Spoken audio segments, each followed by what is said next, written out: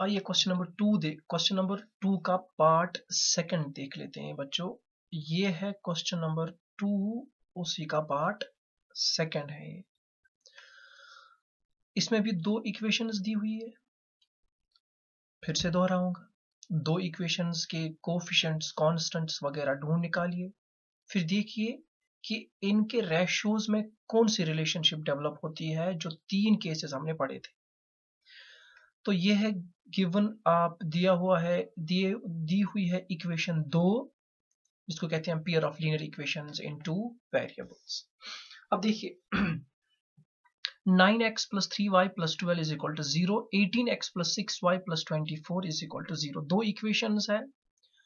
अब दोनों इक्वेशंस को हम कंपेयर करेंगे general form of poly TV के साथ। General form of poly TV जो है a1x plus b1y plus c1 equal to 0 and a2x plus b2y plus c2 equal to 0। तो इसको कंपेयर करना है उसके साथ। तो ये देख लीजिए स्टेप नंबर 2 आपका के सामने है। Comparing these equations with a1x plus b1y plus c1 equal to 0 and a2x plus b2y plus c2 is equal to 0। ये देख लीजिए आप, इसको कंपेयर करना है। इस कंपैरिजन के बाद हमें पता चलेगा कोफिशिएंट्स और कांस्टेंट क्या क्या है यहाँ पर, और किस कोफिशिएंट और किस कांस्टेंट का क्या वैल्यू है। वी गेट a1 ये है a1 9, ये है a1 है यहाँ पे 9, b1 है यहाँ पे 3, यहाँ पे भी 3 है, करेक्ट। c1 है 12, यहाँ पे भी लिया है इसने 12, करेक्ट। उसके बाद है a2 है 18, नाइस। b2 है 6 और b2 यहाँ पर भी 6 है। c2 यहाँ पर 24 है और c2 यहाँ पर भी 24 है। इसका मतलब है इसने जो भी कांस्टेंट और कोफिशिएंट्स के वैल्यू निकाले हैं वो एकदम परफेक्ट है, करेक्ट। उसके बाद अब हम रेशियोज डेवलप करेंगे। तीन किस्म के रेशियोज डेवलप होंगे, a1 by a2, b1 by b2, c1 by c2।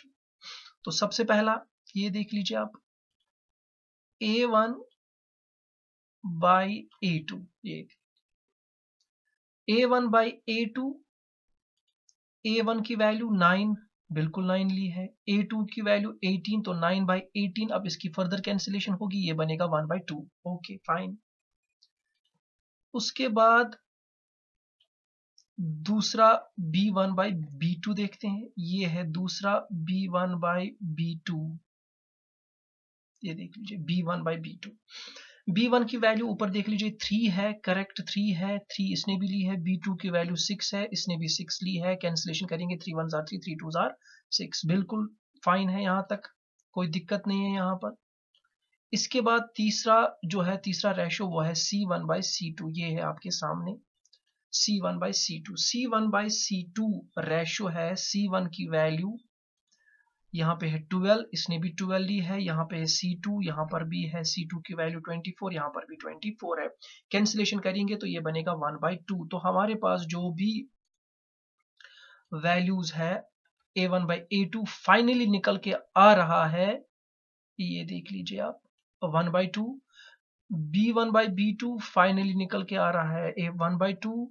c1 by c2 निकल के आ रहा है 1 by 2। इसका मतलब है ये है case number second. Case number second बन रहा है हमारा a1 by a2 is equal to b1 by b2 is equal to c1 by c2। इस टाइम पर जब इस तरह की सिचुएशन बनती है तो लाइंस के जो ग्राफ है वो एक दूसरे को कोइंसाइड करेंगे और हमारे पास हमें मिलेंगे इनफाइनाइटली मेनी सॉल्यूशन। तो यहाँ देख लीजिए इसने लिखा हुआ है since a1 by a2 is equal to b1 by b2 is equal to c1 by c2, therefore the pair of linear equations given in the question have infinitely possible solutions। इसके बहुत सारे सॉल्यूशंस होंगे and the lines are coincident, और lines क्या होंगे, coincident lines होंगे। तो ये था दूसरा पार्ट हमारा जिसको हमने सॉल्व किया। अब हमारे पास तीसरा पार्ट आएगा जिसको हमने सॉल्व करना है, और ये है आपके स्क्रीन पर आपका तीसरा पार्ट। तीसरे पार्ट में जो एक्सप्रेशन है, यानी कि ये क्वेश्चन नंबर 2 का लास्ट वाला पार्ट है, जो एक्सप्रेशन दी हुई है वो आपके सामने है 6x minus 3y plus 10 equal to 0, दूसरी इक्वेशन है 2x minus y plus 9 equal to 0। दोनों इक्वेशन 0 के बराबर है। इन्हीं को हम कहते हैं pair of linear equations in two variables. अब ये दिया हुआ है, हमें क्या ढूंढना है? हमें ढूंढना है कि ये जो इक्वेशन है, ये इसके जो ग्राफ जब हम रिप्रेजेंट करेंगे ग्राफिकली, तो क्या वो क्रॉस करेंगे, इंटरसेक्ट करेंगे, कोइंसिडेंट होंगे या पैरेलल जाएंगे?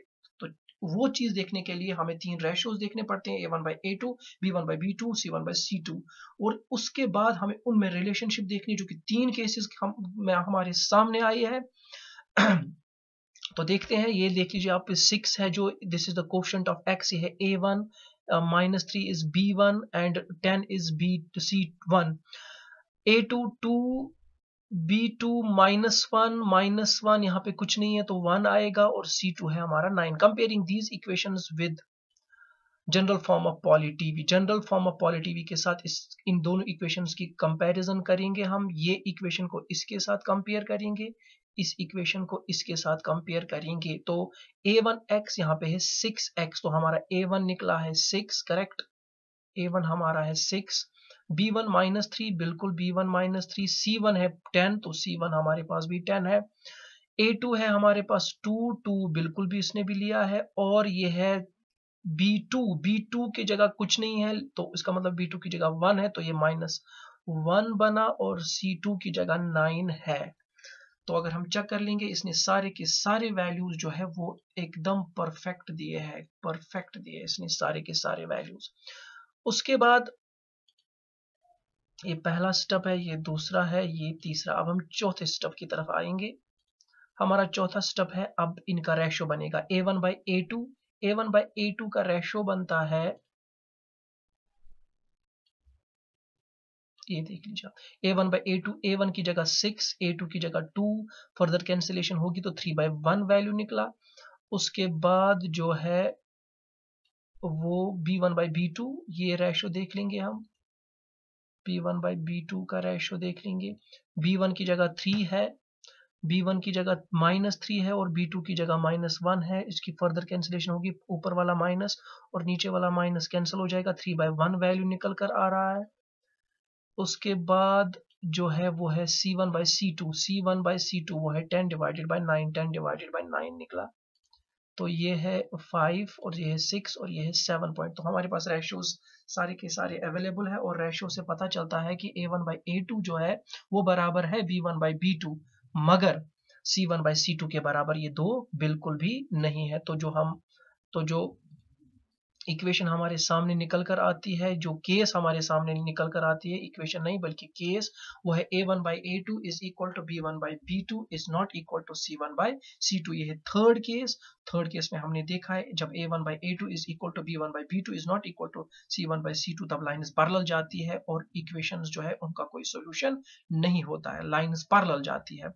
सो कहीं इंटरसेक्ट नहीं करती है। तो हमने क्या लिखा है यहाँ पर, हम यहाँ पर दिखाएंगे आपको हमने क्या लिखा है। So the pair of equations, जो हमारे पास ये पेयर ऑफ इक्वेशन दिया हुआ है, given in the equation are parallel. अब इनका जो ग्राफ हम डालेंगे वो ग्राफ पैरेलल ही होगा, and these lines never intersect each other, ये कहीं पर भी इंटरसेक्ट नहीं करेंगे। एट एनी पॉइंट, किसी भी पॉइंट पर there is no possible solution for the given pair of equation, इनके लिए कोई भी पॉसिबल सॉल्यूशन नहीं होगा। तो जो हमने क्वेश्चंस पढ़े, जो हमने क्वेश्चन नंबर 2 हमने जो देखा, पार्ट फर्स्ट, पार्ट सेकंड और पार्ट थर्ड, केस भी हमारे पास 3 थे, और 3 के 3 पार्ट जो हमने देखे वो इन्हीं केसेस पर मुश्तमिल थे। तो ये था कुल मिलाकर हमारा क्वेश्चन नंबर 2। और क्वेश्चन नंबर 2 बिल्कुल हमने 3 के 3 केसेस पढ़े। आगे जाकर भी ऐसी सिचुएशन आ सकती है कि आपको इस तरह के क्वेश्चंस पूछे जाएंगे। मैं एक बात फिर से दोहरा रहा हूं, आपका सीबीएसई पैटर्न वाला एग्जाम होगा, तो आपको आपको ज्यादा से ज्यादा मेहनत करनी पड़ेगी, और यहाँ से भी हमारे अल्लाह हमसे नाराज है, तो उसको भी ध्यान में रख के आप और ज्यादा मेहनत कीजिए, अपने लिए दुआ कीजिए, हमारे लिए दुआ कीजिए, और ये मुसीबत इस दुनिया से जल्द दफा हो जाए, इसके लिए भी आप बच्चों, सब बच्चे मिलकर दुआ करेंगे। अगर अल्लाह आपकी नहीं सुनेगा तो किसकी सुनेगा। Thank you so much.